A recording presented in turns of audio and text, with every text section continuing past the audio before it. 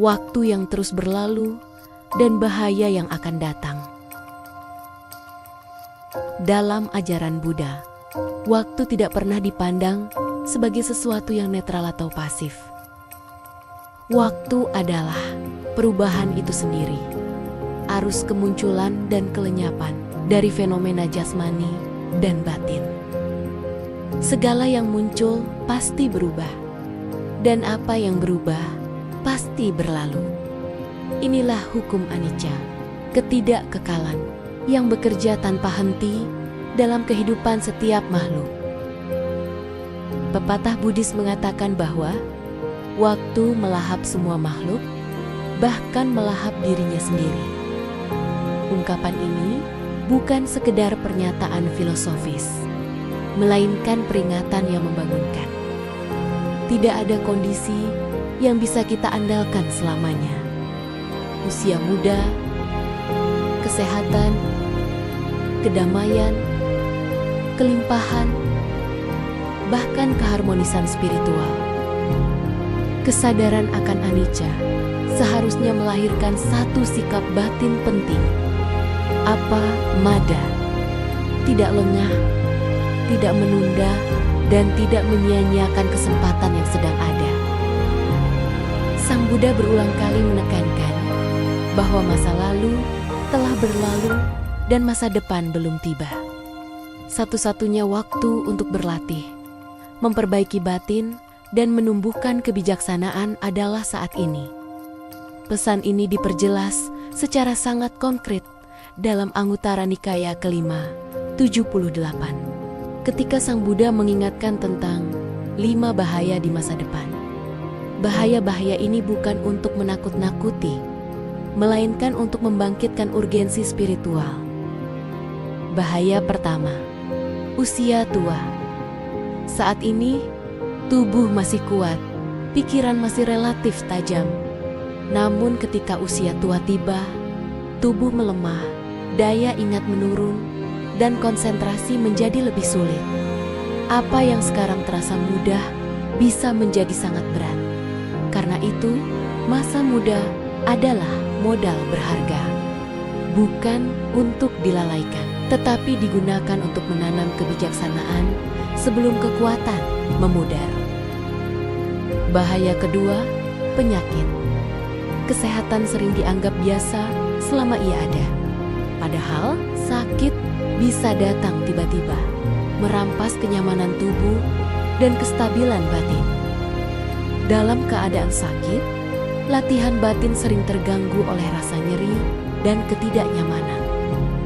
Kesadaran akan anicca mengingatkan, selagi tubuh masih sehat, inilah waktu terbaik untuk berlatih dengan sungguh-sungguh. Bahaya ketiga, krisis dan kekurangan. Kondisi ekonomi dan pangan yang stabil bukanlah jaminan abadi. Masa kelaparan atau krisis dapat memaksa orang hidup berpindah-pindah, berdesakan, dan penuh kecemasan. Ketenangan dan kesempatan untuk berlatih menjadi sangat terbatas. Kelimpahan hari ini seharusnya melahirkan kesungguhan, bukan kemalasan. Bahaya keempat, kekacauan dan ketidakamanan sosial. Kedamaian sosial sering dianggap permanen, padahal sejarah menunjukkan sebaliknya. Ketika kekacauan dan konflik meluas, batin mudah dikuasai ketakutan. Lingkungan yang aman adalah ladang subur bagi latihan damai.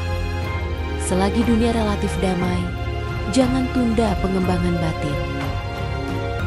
Bahaya kelima, perpecahan spiritual.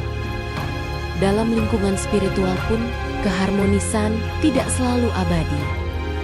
Ketika muncul perbedaan pandangan, konflik dan perpecahan terjadi, batin mudah terganggu dan ajaran benar menjadi sulit dipraktekkan.